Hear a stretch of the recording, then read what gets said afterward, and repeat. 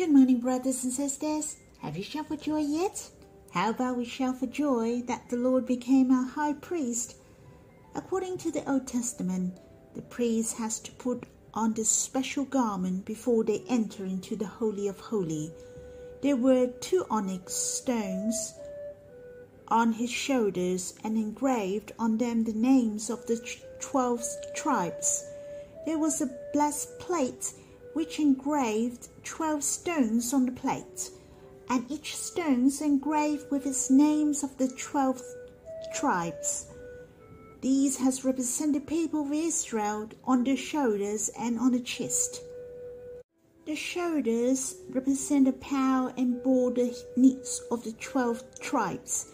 The precious stones on the breastplates represent God's love and the remembrance of the Israelites. When the high priest dressed up this special garment to come before God, that represent the people of Israel, and the priests came before God together.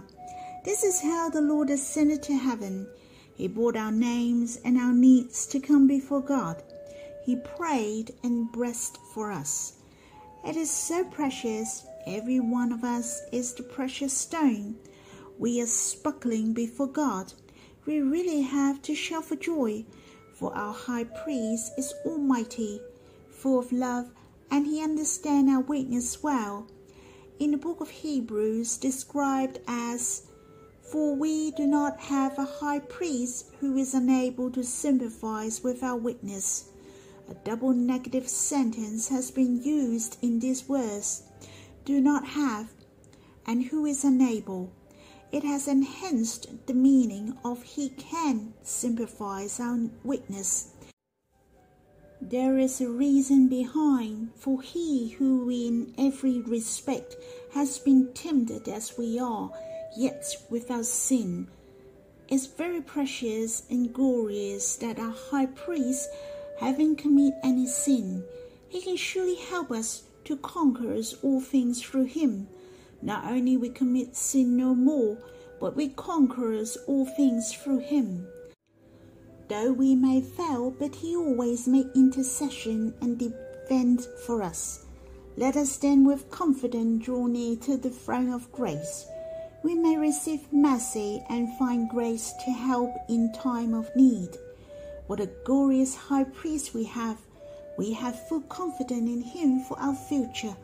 Let's have some time to shout for joy.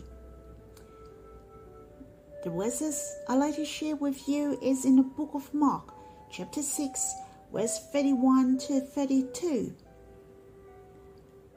And he said to them, "Come away by yourselves to a desolated place and rest a while, for many were coming and going, and they had no leisure even to eat.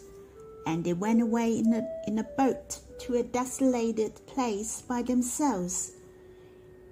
These 2 verses has shown to us how the Lord Jesus lived on earth.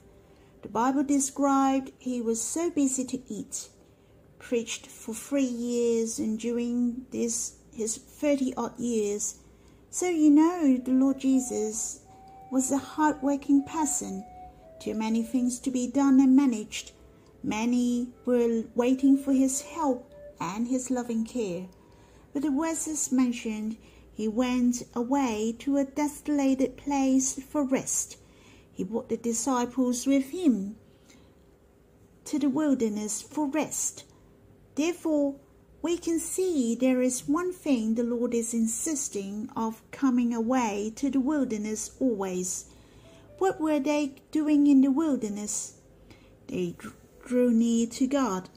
They pray in the wilderness. You can look up in the Gospel according to Matthew, chapter 14, verse 13. The Gospel according to Mark, chapter 1, verse 32. The Gospel according to Luke, chapter 5, verse 16.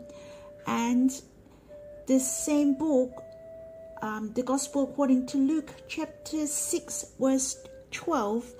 And also in the Gospel according to John, chapter 6, verse 15. All these verses mention the Lord Jesus came away to the mountain. came away to the wilderness to go up to the mountain to pray or prayed all night. So you can see how much the Lord valued on his spirit and the relationship with God. But not focus only on helping people to love or to preach and to teach. Really, we have to be balanced. We cannot keep serving in the ministry. Remember, we have to come before God. If you're too busy to come before God, too busy to pray, and you have no time to draw near God, then you have lost your balance, for you cannot come before God and enjoy him.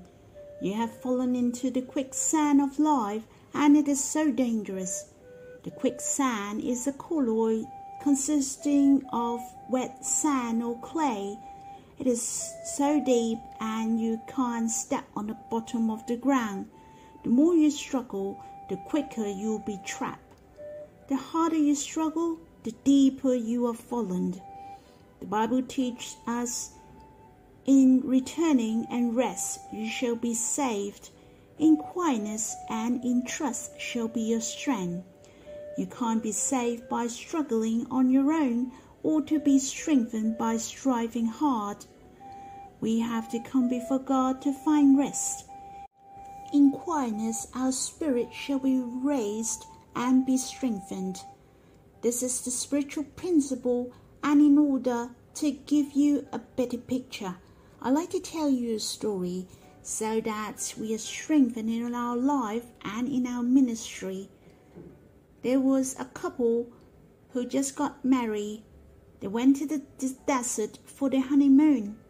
Unfortunately, the husband has fallen into the quicksand.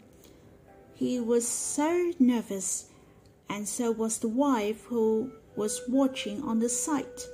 There was nothing around to use as a tool for rescuing. So what can they do? The more he was struggling, the deeper he was sinking. The quicksand was at his ankle, and then the knee, and slowly reached to his waist. It seems the husband was engulfed by the sand slowly. Suddenly the wife has thought of something. He has seen the documentary program from the scientists. The more you struggle, the quicker you will sink into the sand. The best way is to change the center of your gravity. That means all you have to do is to lean back, to lie on the quicksand.